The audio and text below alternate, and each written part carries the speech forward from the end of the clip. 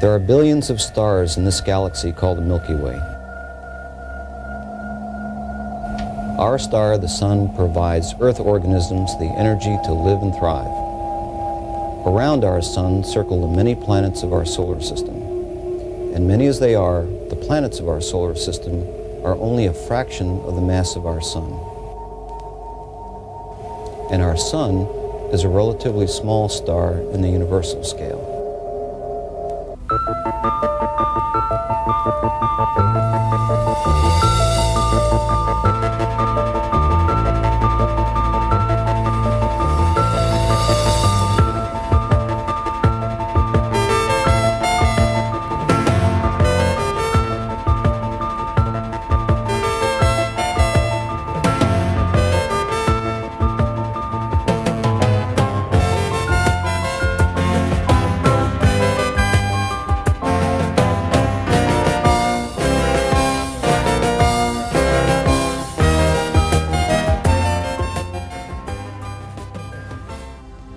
I'm Larry Ross, Director of Space Programs at the NASA Lewis Research Center in Cleveland, Ohio, and I'm your host for a series of 13 programs about the solar system.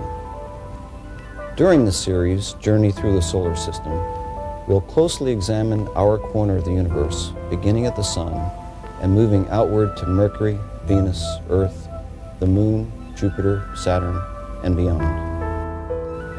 Let's begin with the Sun.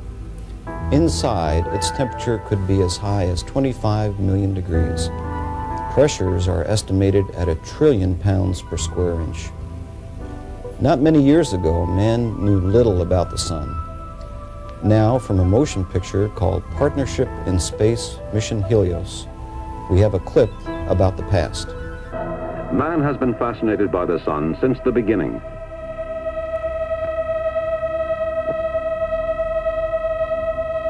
In ancient Britain, the Druids built a mysterious monument to it. In Egypt, the Sun was worshipped as a deity, and its passage from day to night was sanctified. The Mayans offered sacrifices to the Sun. For the Aztecs, it measured time. Some artists reproduced it in colorful stones and gold. Others captured its mysterious quality on canvas. Children see it as a smiling face. It is the source of bounty and, as in parts of Africa, an element of devastation.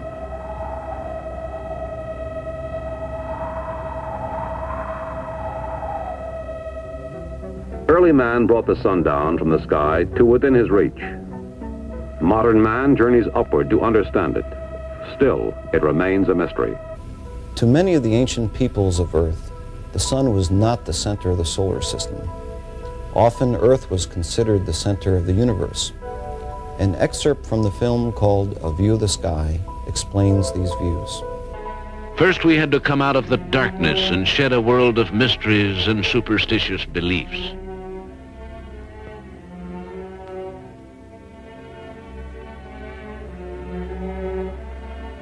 First, we had to fight our way upwards to clarity and light, to take the position we thought belonged to us,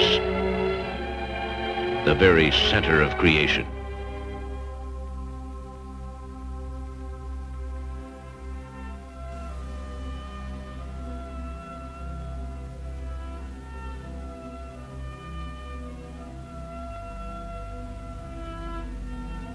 It was Claudius Ptolemaeus who devised the first complete system of the universe. Ptolemy, who lived in Alexandria around 200 AD, said this: "The Earth is the center of the universe. The Sun and the planets turn around it in circles.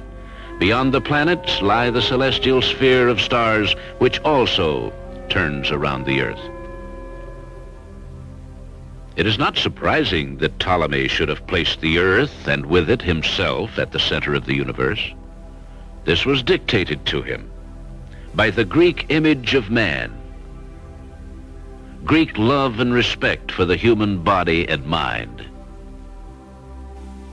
The Greek knew that man was beautiful and that he was a hero, knew it beyond all doubt. That is why he created gods after his own image. And that is why he could conceive of only one place for himself in the universe, at the very hub. Nor is it surprising that Ptolemy's heavenly bodies should have moved in circles. Greek love for harmony is reflected by a love for geometric forms, and above all for roundness. Nor were the Greeks content with just loving roundness. In typical Greek fashion, they systematized their instinct and promoted roundness to a principle of nature.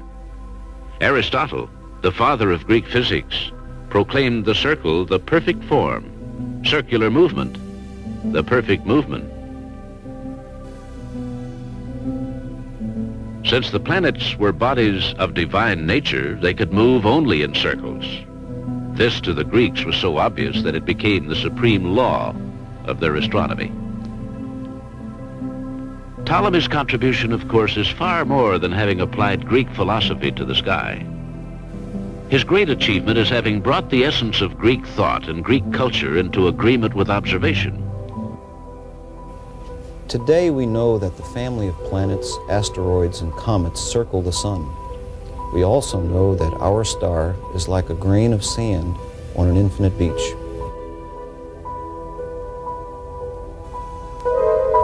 There are so many stars that we cannot truly count them all.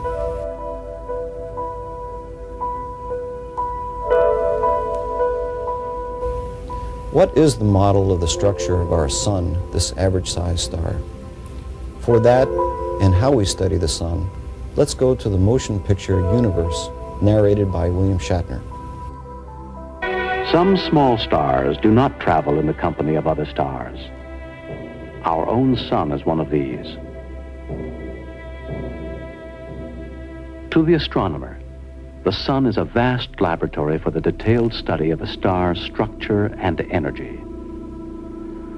The vertical tower of the solar observatory supports a heliostat mirror which tracks the sun, gathers its rays, and reflects them down a light shaft that extends 300 feet below ground.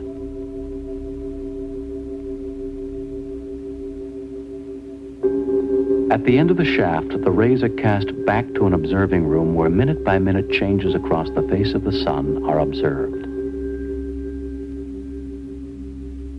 Another mirror projects a light beam to a spectroscope, an instrument which splits the light into its component colors, a visible spectrum.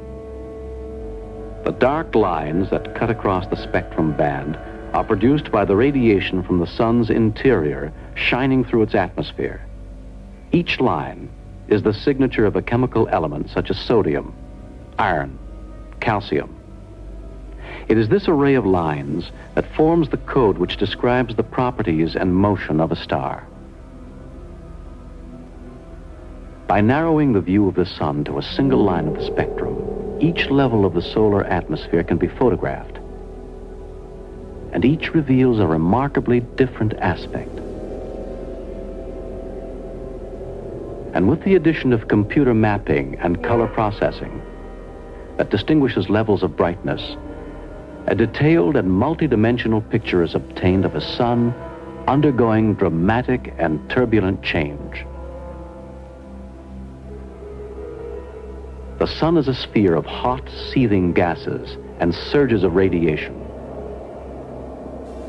Most of the light we get from the sun comes from the thin, bright layer which defines its visible edge, the photosphere. Above it, the chromosphere, a region of flaming outbursts of gas, extends through a transition zone to the thin outer atmosphere of the corona. Once thought to be a quiet layer of the solar atmosphere, the corona is now revealed to be a region of dramatic large-scale changes and unexpected turbulence, with temperatures reaching millions of degrees.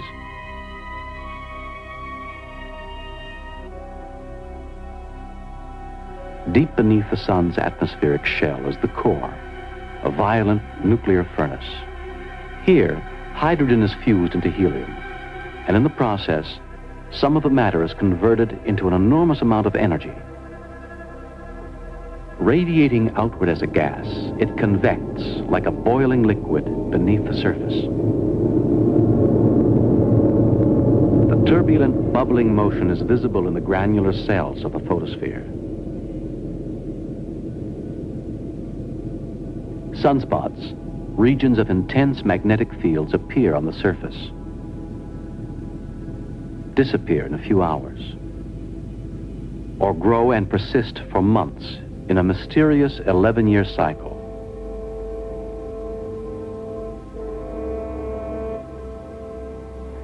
The sun rotates once in 27 days.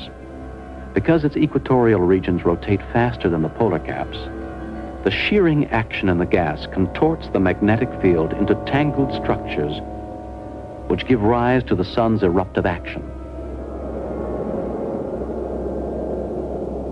Shaped by these magnetic fields are the spectacular prominences, titanic streamers of gas reaching heights of more than 500,000 miles above the surface.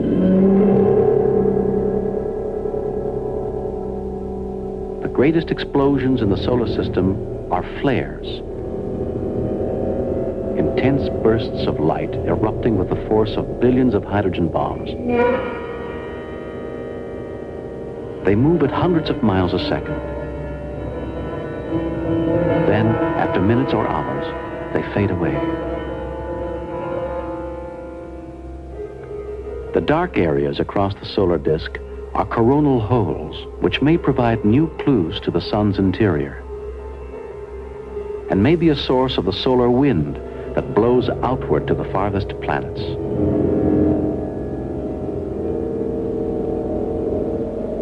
On Earth, effects of these solar events are visible when auroras light up the dark Arctic sky and radio communication is disrupted.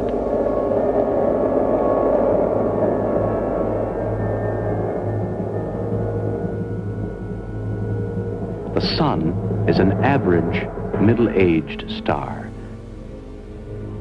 Yet it will generate heat and light for billions of years to come, as it has for 5 billion years past. It dominates the motions of all bodies in the solar system. Parts of that film are based on facts gathered during the 3 Skylab flights. The 3 Skylab missions of the 1970s gave us more knowledge of our sun than in all the previous history of humankind. Several telescopes were mounted aboard Skylab. The last crew of 3 men spent almost 3 months in space, much of that time observing the sun and making thousands of pictures. Here's another clip from the Helios film. NASA recently took solar research a long stride forward with its Skylab program. From its spectacular touch-and-go mission in June 1973, Skylab returned 25,000 unique portraits of the sun. Scientists estimate that the sun will burn for another 5 billion years. Its energy is created through nuclear fusion, but little else is known about the sun's surface. Solar research is vital to our control over physical conditions on this planet. A better understanding of the sun can help us cope with its menacing and dangerous aspects. During solar eruptions, compass needles on airplanes may swing erratically. Ship communications could black out. An ability to predict such eruptions would help prevent many tragedies. Storms, tornadoes, and hurricanes could be anticipated if we understood what is happening on the sun's surface. The Helios mission is an important advance in the exploration of the sun's activity. The results of Skylab came to us because telescopes and other instruments were carried above the Earth's interfering atmosphere. Many of the observations of the sun made from Skylab are impossible to make from the ground because observation in parts of the spectrum is not possible. Dr. Richard Tausey explains an instrument called a spectroscope, which was used by Skylab's astronauts to dissect the sun's ultraviolet light for study. Here's a small sample section of 3 of the spectra. On this scale, the whole spectrum would be about 100 feet long. This instrument is so powerful that it can separate nearly 100,000 different ultraviolet colors. Just what do all these black line images mean? Each atom produces its very own combination of spectral lines.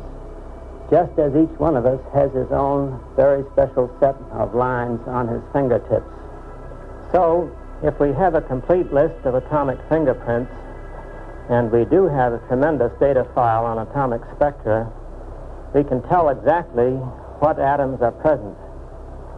More yet, by studying the intensities of the lines and their widths, we can say what the conditions were at the place on the sun that the instrument was observing. We can calculate the temperature and the density. We can make a chemical analysis, and we can even derive the velocities of the atoms. This is what the sun looks like in the extreme ultraviolet, and it is what the astronaut will see produced on his scope by the closed-loop extreme ultraviolet TV monitor that forms a part of the B instrument. The spectrograph slit is very tiny, something like this little red sliver, if you can see it. There are all sorts of different features and phenomena on the sun's disk, and above its limb in the corona. These regions are the active areas which are the spawning ground for solar flares.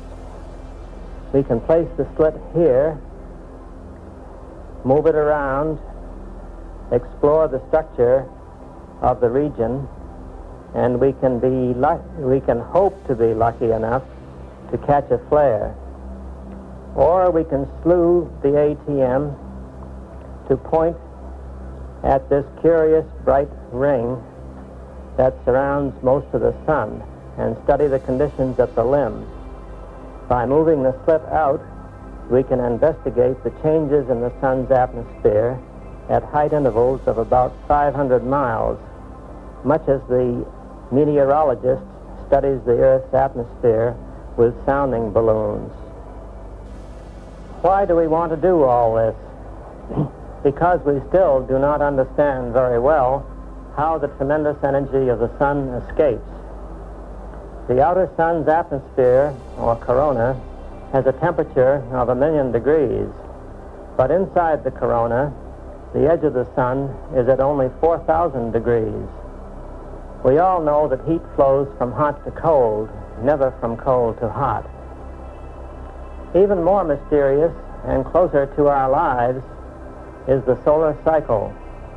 Happily, the sun is almost absolutely constant. But in the extreme ultraviolet and X-rays, the part studied by Skylab, it is anything but constant. In X-rays, every 11 years, it goes from almost nothing to very great intensities and back to nothing. It is certain that the solar cycle has controlled the Earth's climatic changes from prehistoric times. Many of us think it has a lot to do with our monthly weather. In any case, the sun is the object that is most important to life, and we must learn all we can about it. Dr. Towsey also described some of the early results of Skylab, just a few of the thousands of facts gathered. In the corona, the sun's disk is dark, with most of the emission above the limb. The active regions on the disk itself show all kinds of fantastic forms, but loops are still present, and it is clear that magnetic fields extend way up into the corona. The large amount of information gathered during the Skylab mission is still being analyzed by scientists and astronomers. Hundreds of articles have been published in the scientific journals. Pictures tell us the story in a simpler way. In its quiet times, the sun is far from calm. It is a churning ball of hot gases. Its surface has bubbling granules. Sunspots come and go.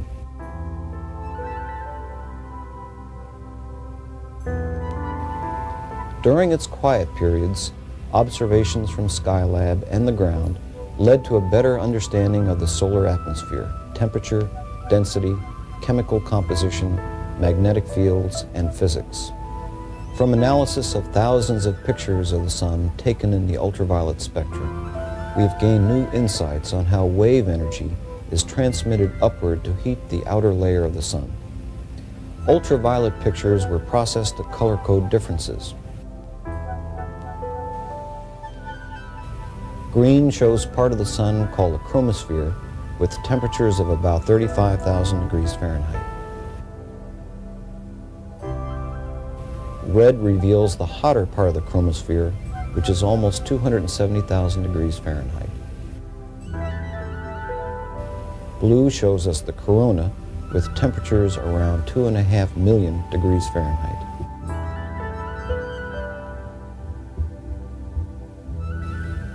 The poles of the sun were found to be different from the rest of the star. At the poles, the solar atmosphere is stretched upward, and there are long-lived holes in the corona. At these holes, the sun's magnetic field is relaxed, and solar particles of the solar wind can flow easily into space.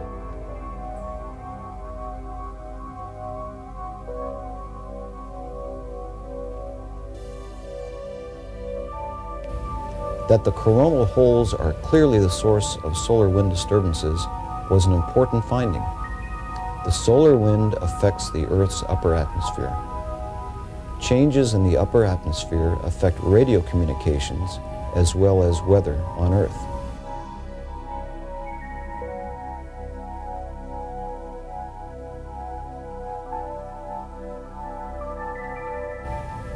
Like scattered jewels, bright points of light dot the solar disk in this X-ray picture.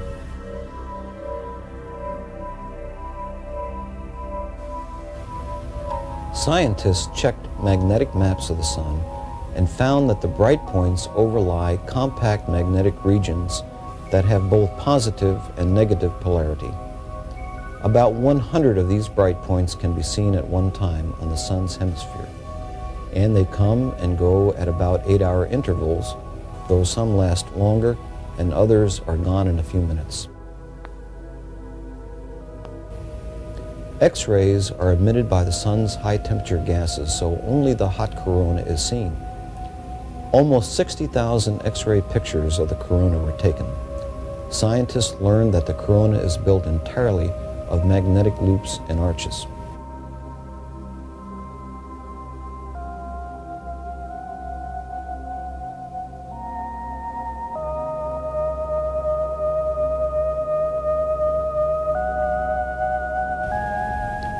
Cloud-like extensions of the chromosphere are called solar prominences. They are associated with magnetic fields on the sun's surface. These long ribbons persist for weeks or months before fading.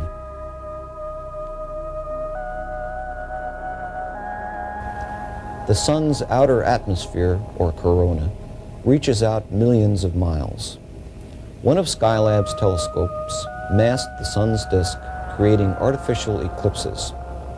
8 months of eclipse observation were done by Skylab as compared to less than 80 hours observed from all the natural eclipses since the use of photography began in 1839. The outer corona was found to be constantly changing. The sun is a seething inferno. There are huge eruptions and explosions. All this Skylab showed us in detail we had not seen before.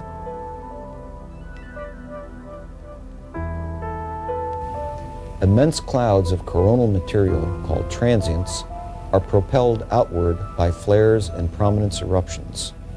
The sun can have violent periods.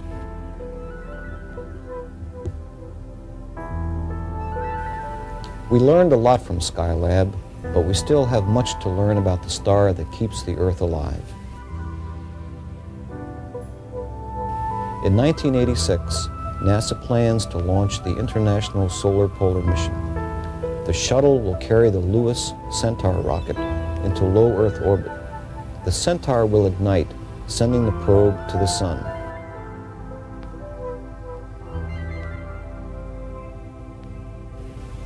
The objective is to learn more about the sun's polar regions and the space around them. As we saw, the polar regions are the source of the solar wind which affects radio communications and the weather.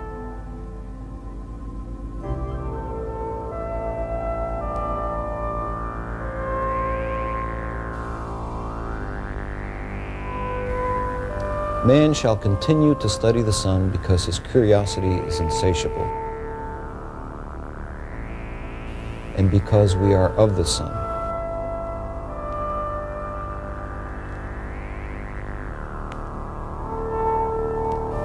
Without it, we would not exist, and we must understand how it affects our weather, our communications, and our destiny.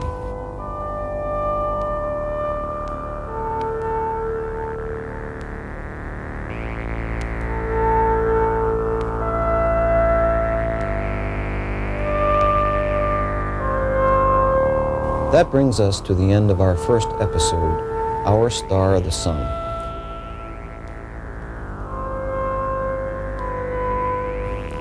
Next time, during this 13-program journey through the solar system, we will preview the planets and examine in detail Mercury, the planet nearest the Sun.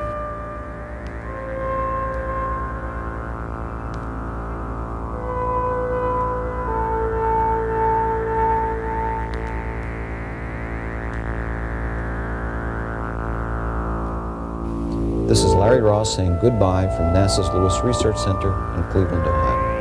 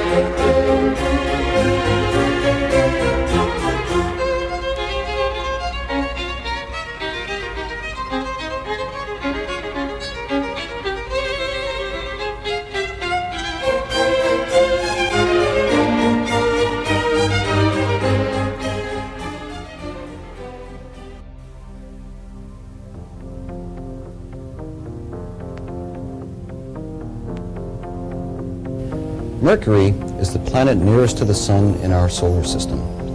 Mercury's surface on its day side is hot enough to melt lead.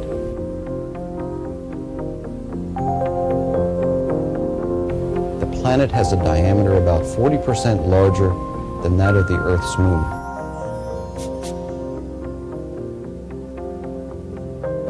During the second episode of our 13-part series, Journey Through the Solar System, we will examine the planet Mercury in detail.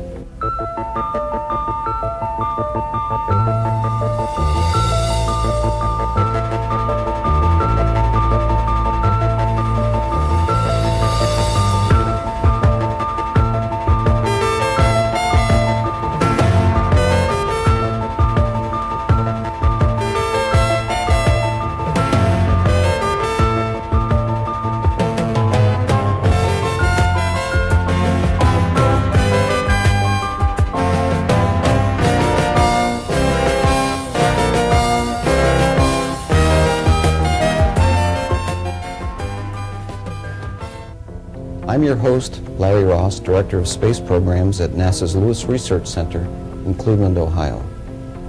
Before we begin our examination of Mercury, we will preview the planetary lineup for our following shows so that you can see how Mercury fits into the picture. A NASA film called Our Solar System was made to aid young students. I think you'll enjoy seeing the short film, which introduced youngsters to the order of the planets in our solar system.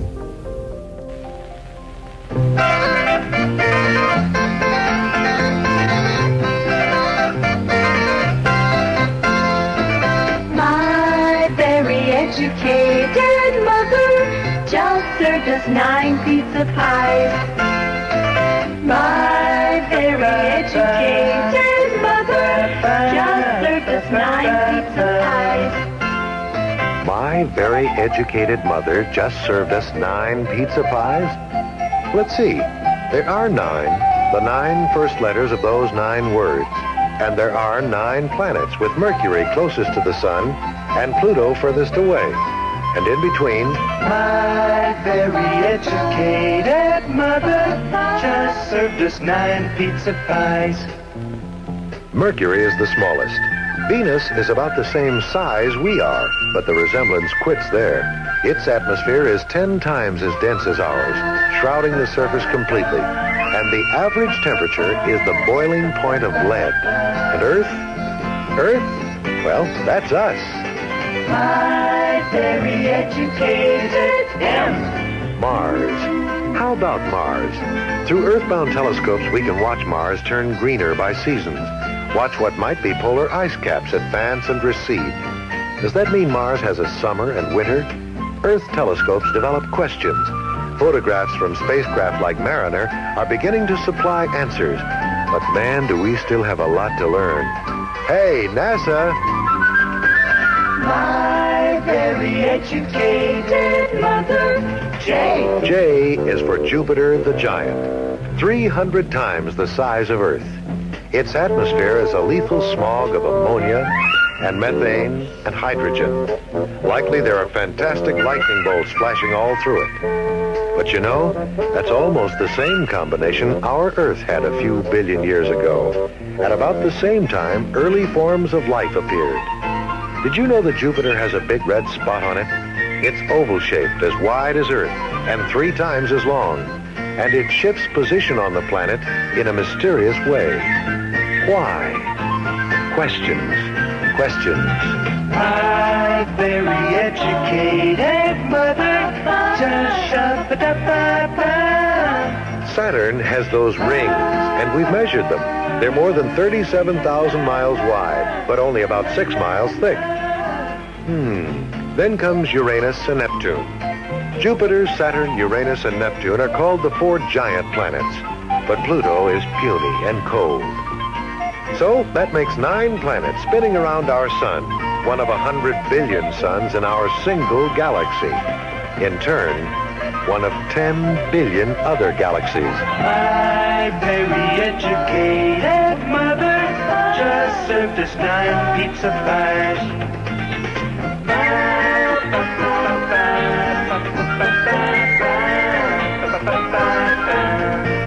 The word planet is derived from a Greek word meaning wanderer.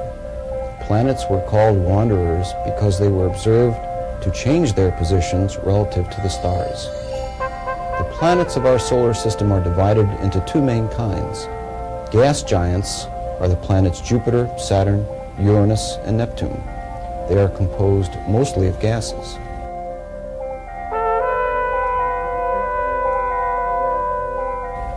The other category of planet is the terrestrial type.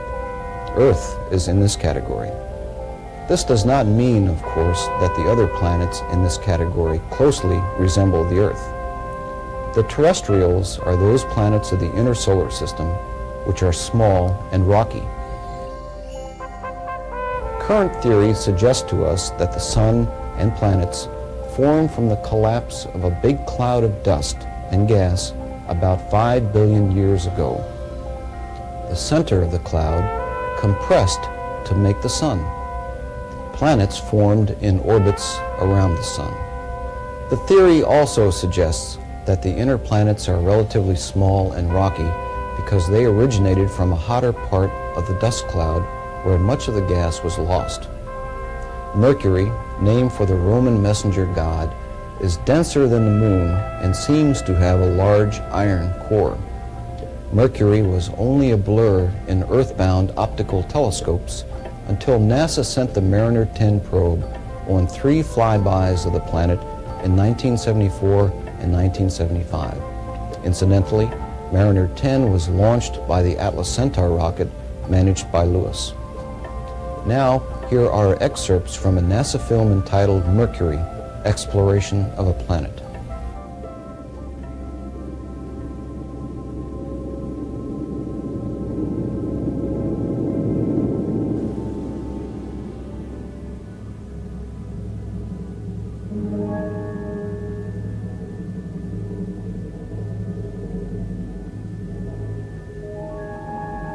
There is a small planet so near the sun that it is scarcely visible in the bright glare of our star.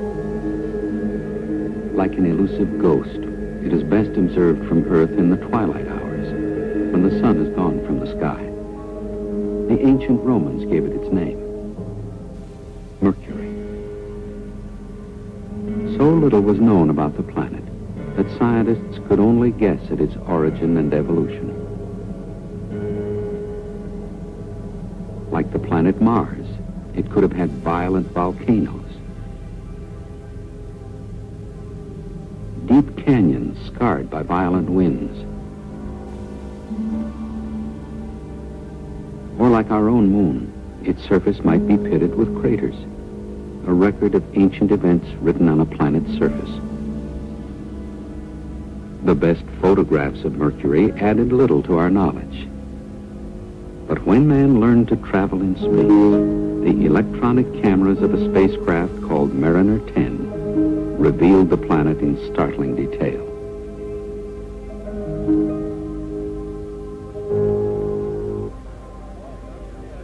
In June of 1975, scientists from 5 nations assembled at the California Institute of Technology to exchange the information they had gained from the exploration of the planet Mercury by the spacecraft Mariner 10.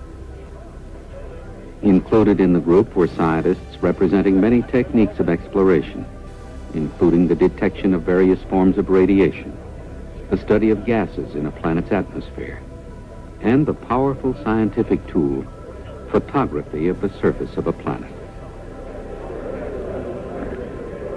Welcome to Pasadena. We are convened.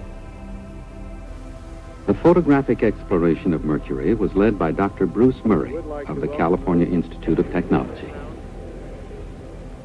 The objective I have is to present a relatively simple interpretation of the history of Mercury and to draw some conclusions about the other terrestrial planets. The work that Dr. Murray and his colleagues are engrossed in goes beyond the exploration of a single planet, Mercury. They are seeking insights into the history of our entire inner solar system. In March of 1974, Mariner 10 flew past Mercury. During the next year, it would perform 2 more flybys. Mariner 10 returned almost 3,000 pictures of the surface of Mercury. These pictures reveal craters and other features which were formed very early in the history of Mercury and may refer to events that affected the entire inner solar system, Mars, Earth, Moon, and Venus, as well as Mercury.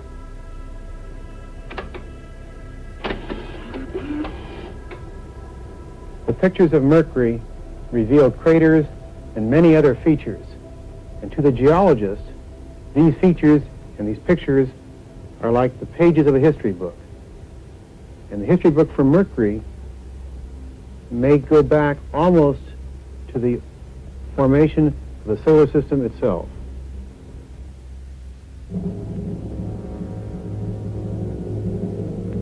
$5 billion years ago, a vast cloud of gas and dust floated through the galaxy we call the Milky Way, the ghostly remains of a great star that had died in a gigantic explosion.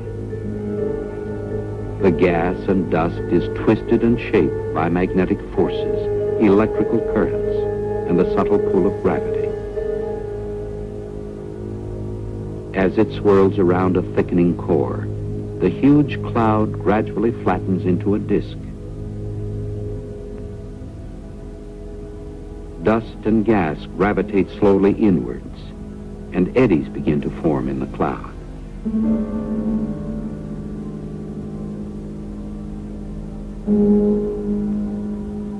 Particles of matter cluster into solid bodies.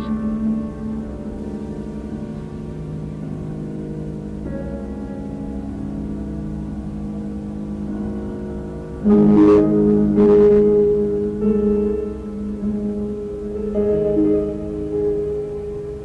larger bodies continue to grow, sweeping up particles and dust as they orbit the condensing core of the disk and begin to heat under the increasing gravitational pressures. In the central core of the disk, incredible heat is being generated, hotter and hotter, until it reaches critical temperatures.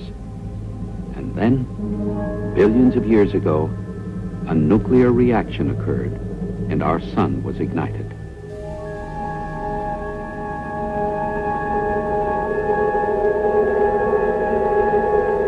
Its intense radiation repels the surrounding gas and dust. The increasing heat of the inner planets has formed them into molten spheres. Mercury, like the other inner planets, is continuously bombarded by debris that form craters on its surface. In the final stages of its formation, Mercury glowed from internal heat. Hot lava was forced to a surface being torn by collisions with masses of rock that were shaping the planet. The same heat that triggered the lava flows also melted rock and metals in the interior of Mercury. Heavy iron concentrated at Mercury's center to form a dense core, which was overlain by a thin shell of lighter material brought to the surface by lava flows. Again, the surface was gouged and pitted by a great series of impacts, leaving huge craters on the surface. The Mariner 10 photographs have revealed these early craters to scientists for the first time.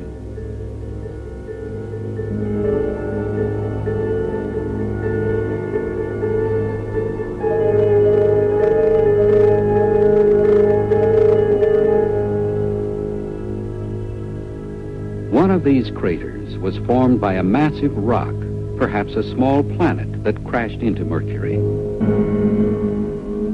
In the Mariner 10 photographs, half of this huge crater was hidden on the night side of the planet. Today, this huge crater is called Caloris. The impact spewed millions of tons of debris across the surface of Mercury, creating a ring of mountain ranges over a mile high. The floor of this basin was split by great surface cracks, wide and deep. As this surface continued to form, deep inside Mercury, its heavy iron core began to contract. The surface buckled, cracked, and great sections, hundreds of miles wide, were split open, leaving immense mile-high walls of rock called scarps. Again, there was a great flow of lava covering many of the large craters and leaving smooth, flat plains. This set the stage for the final episode in the history of Mercury, a period of light cratering of the Great Plains.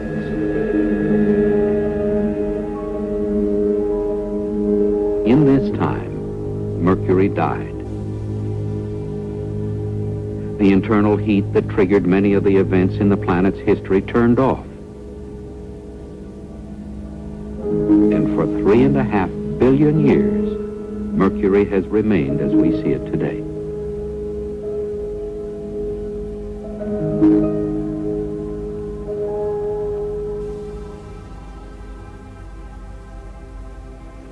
Before Mariner 10, there were a multitude of possible Mercuries.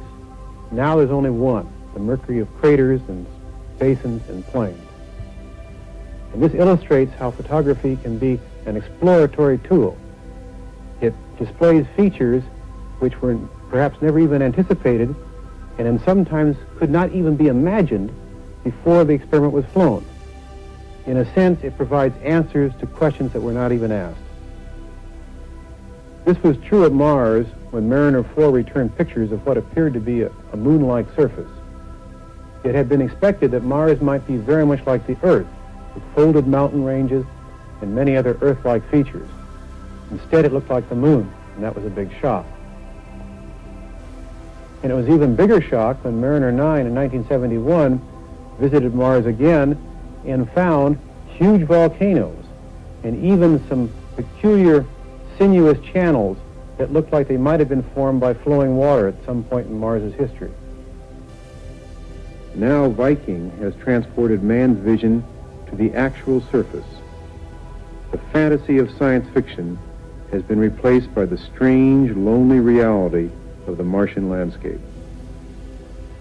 When Mariner 10 flew by Venus, it discovered an unexpectedly well-organized set of cloud motions.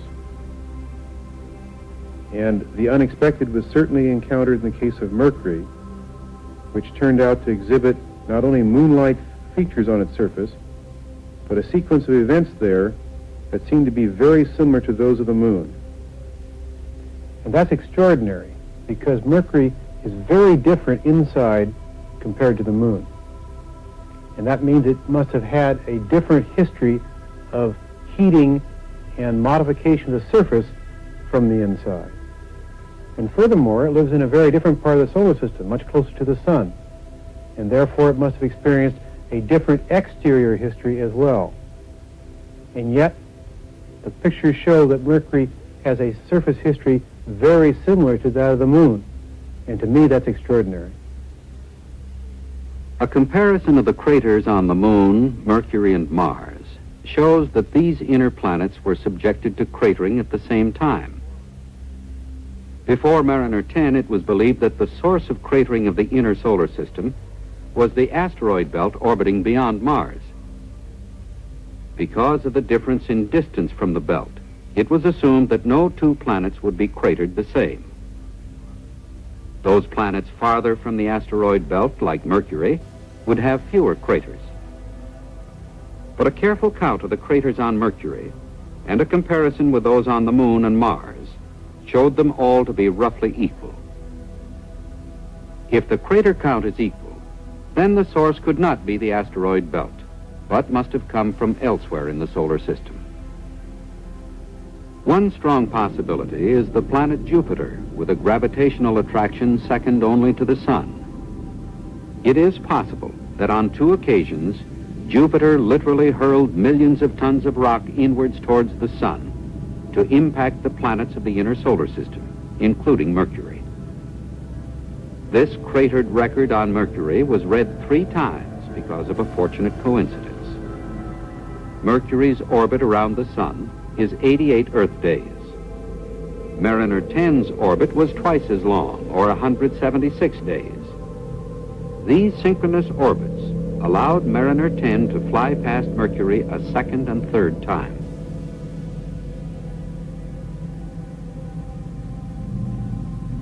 The path of the first flyby was on the dark side of Mercury.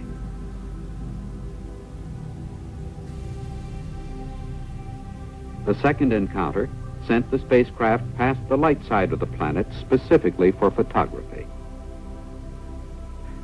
After another 6-month journey around the Sun, Mariner 10 made its third and final encounter to look again at a major discovery made during the first flyby: the presence of a magnetic field around Mercury, similar to Earth.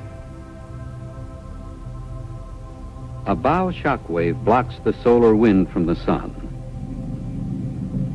and deflects it around the planet, creating an environment similar to the magnetic field around Earth.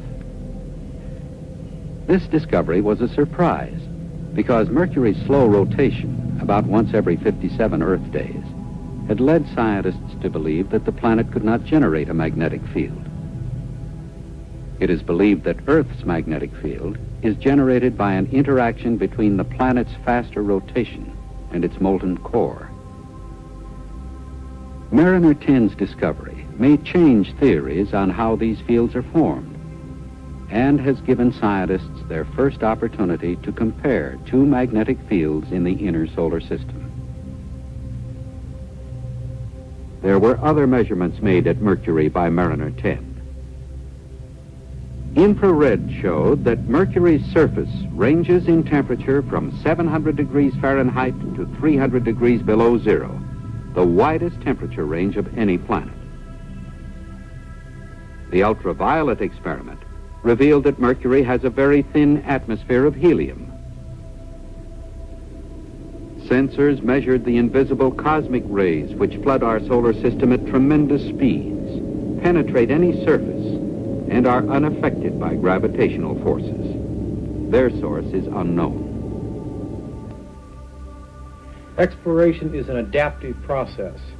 Each new piece of information adds to the value of others that were accumulated earlier.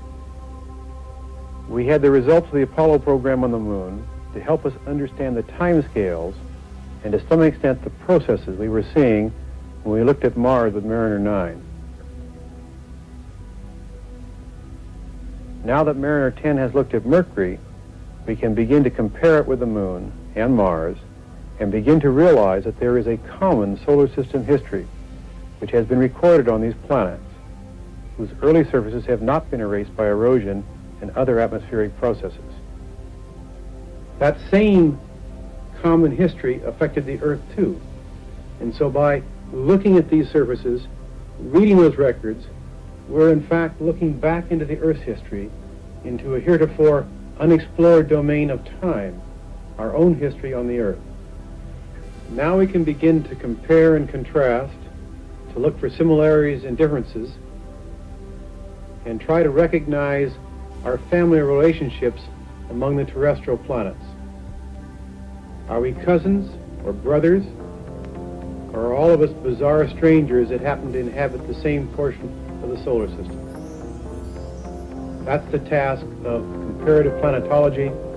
That's where we go from here. What we know about Mercury comes, for the most part, from the Mariner 10 mission, which we just saw described in the film.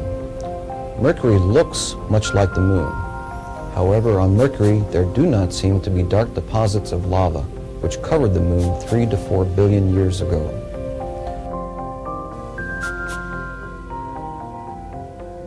About half the planet was photographed by Mariner 10 during its 3 flybys.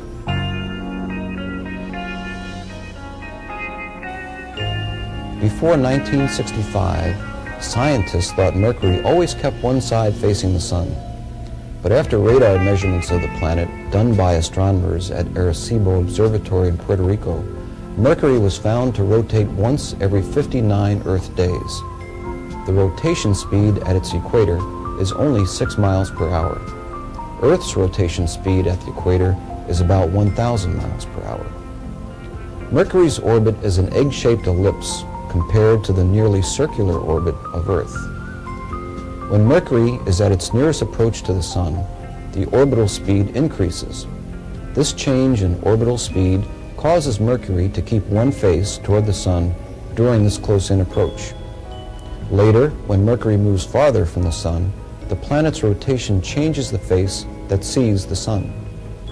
Because Mercury gets as close as 28.5 million miles to the Sun, the planet becomes very hot on the day side, as much as 950 degrees Fahrenheit. At the same time the day side is hot, the night side of Mercury is as much as 346 degrees Fahrenheit below zero. Mercury's gravity is about 1/3 of Earth's. The gravity of the planet Venus was used to slingshot the Mariner 10 spacecraft to Mercury in 1974.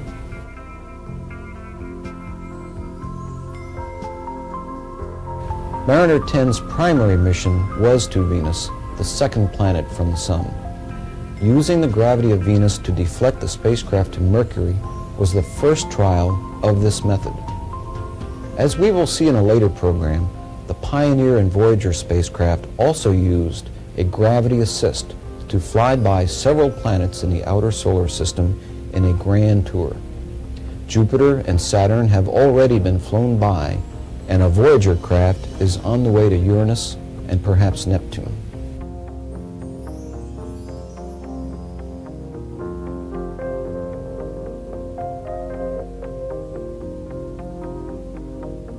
Spacecraft have explored more than 20 planets and moons. There is a planned progression to the study of our solar system. The first step is what we have seen in this program, an unmanned flyby of the planet. Next comes unmanned spacecraft which orbit and land on the worlds. The last stage is manned landings and the return of samples from the planet to Earth. This last step has, of course, as yet happened only on Earth's moon.